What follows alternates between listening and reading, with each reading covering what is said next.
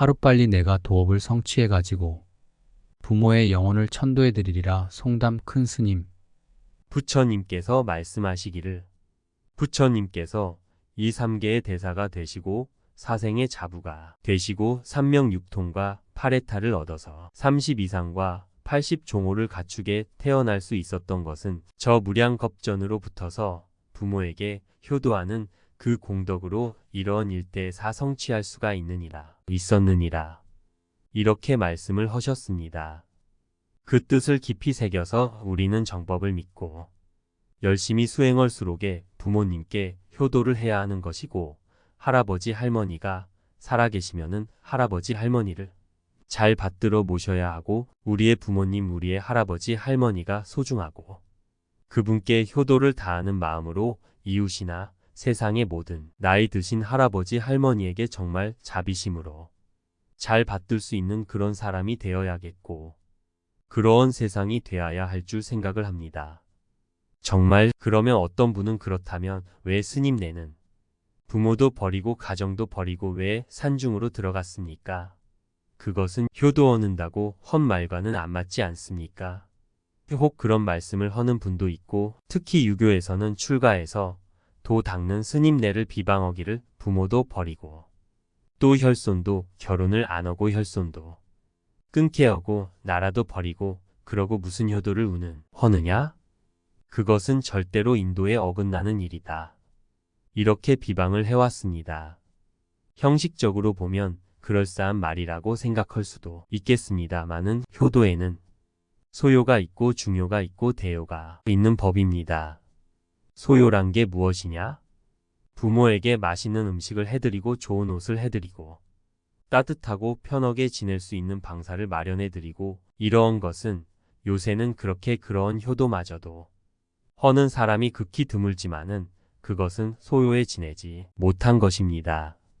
그러면 중쯤 가는 효도는 무엇이냐 하면은 부모의 마음을 편안하게 해드리고 마음을 기쁘게 해드린 것이, 그것이 속가에서는 그것을 대요라고 하지만은 그것은 중요밖에는 아니 된 것입니다.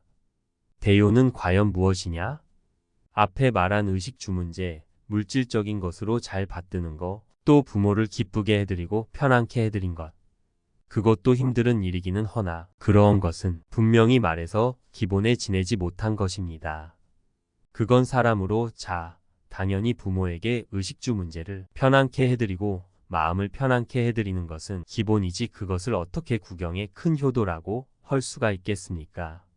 정말 부처님께서 말하신 대요는 앞에 기본적인 것은 말할 것도 없고, 내가 정법을 믿고 실다웁게 닦고 실다웁게 깨달아서 부모를 정법으로 안내 인도하고 부모로 하여금 정법을 믿고 내 참 마음을 깨달아 가지고 영원히 생사해탈을 하도록 해드리는 것이, 그것이 대요라고 부처님께서는 말씀을 하셨습니다. 출가한 스님네는 비록 직접 부모를 봉양을 하지 않고 출가했지만은 그런 오조 스님이나 육조 스님이나 망공 스님이나 그런 조사 스님네의 뜻과 같아서 비록 물질적인 효도는 못하지만은 하루빨리 내가 도업을 성취해가지고 부모의 영혼을 천도해 드리리라, 제도해 드리리라, 그런 마음으로 출가해서 참선을 하고 있는 것입니다. 나에겐 여러 스승이 있었다. 차길진 할아버지 같은 구산 스님은 내게 법륜이란 불명을, 송담 스님은 법송이란 불명을 붙여주었다. 오늘은 송담 스님 이야기를 하고자 한다. 내가 한창 방황하던 고이 때였다. 진리를 알기 위해 여기저기 기웃거리던 시기이기도 하다. 인천 주안 용화사의 정강 스님은 너는 내 인연이 아니라 정은 송담 스님이 인연이다고 했다. 송담 스님은 정강 스님의 법제자였다. 나는 송담 스님이 계시는 거처를 찾아갔다. 그러나 송담 스님이 마침 광주로 만행을 떠난 터라 얼굴을 보지 못하고 말았다. 그렇게 한동안 세월이 흘렀다. 내가 폐결핵으로 건강이 악화되어 사경을 헤매다가 간신히 회복되어 부산에서 때밀이 생활을 할 때다. 송담 스님이 대전의 복전암에서 기거한다는 소식을 들었다. 복전암은 비구니 스님들의 암자였다. 나는 모든 걸 버리고 한 걸음에 목천암에 당도했다. 송담 스님은 조금 떨어진 참선 암자에 있었다. 이제 답답했던 생사의 진리를 알 수 있겠구나 하는 생각에 가슴이 뛰었다. 그런데 암자에 들어서려는 순간 나는 겁에 질리고 말았다.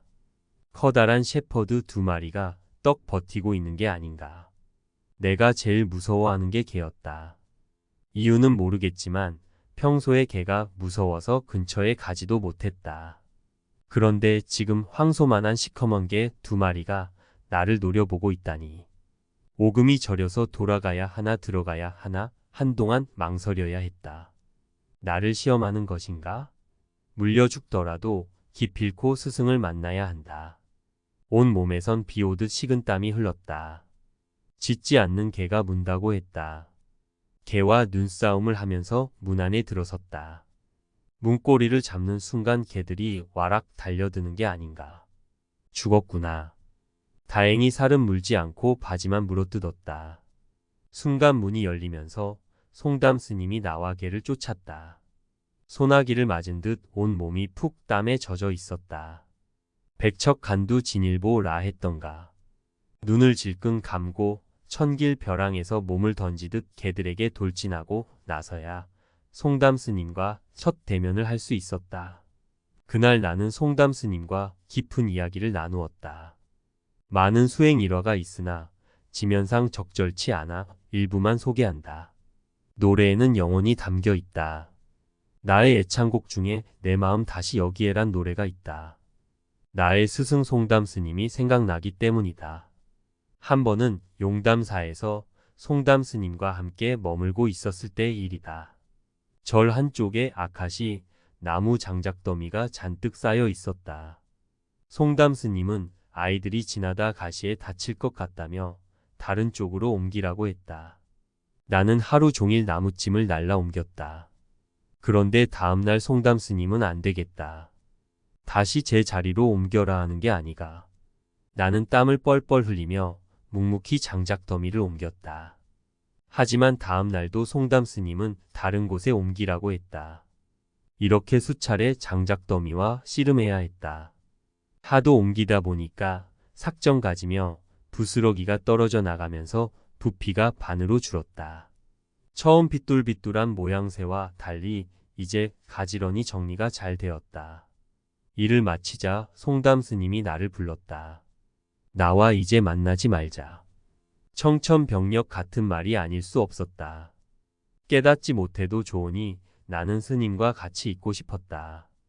철저히 혼자인 사람은 조금도 외롭지 않다. 철저히 혼자인 사람은 전체와 하나다. 수수께끼 같은 화두가 내가 들은 송담 스님의 마지막 말이 될 줄이야. 그 후 1993년 미국에 있을 때 송담 스님의 소식을 듣게 되었다. 로스앤젤레스의 한 절에 기거한다는 정갈이었다. 한국도 아니고 2억 만리의 스승이 와 있다니. 나와 송담 스님의 인연을 아는 사람들은 다들 LA에서 당연히 반가운 제외를 할 줄 알았다. 나도 한 걸음에 달려가고 싶었다. 그러나 나는 만나지 않았다. 나는 속으로 되뇌었다. 철저히 혼자인 사람은 외롭지 않다. 서양 속담의 부자는 상속자는 있을지언정 자식은 없다는 말이 있다. 재산이 있는 부모는 아버지가 아니라 상속인이다. 유산을 물려받은 사람치고 효자가 없다. 만약 송담 스님의 제자라고 사찰이나 권리를 상속받았다면 상속자가 되었을지는 모르지만 효자는 될 수 없다는 생각이 들었다. 상속자는 받는 자이지만 효자는 버리는 자다. 불법은 상속받는 것이 아니다. 불법을 펴면 효자가 되는 것이다. 그 후로도 나는 송담 스님을 2번 다시 보지 못했다. 고독이 밀려올 때면 나도 모르게 이렇게 흥얼거리게 된다. 못내 아쉬운 이별이 어느새 그리움 되어 설레는 더운 가슴으로 헤매어도 바람일 뿐.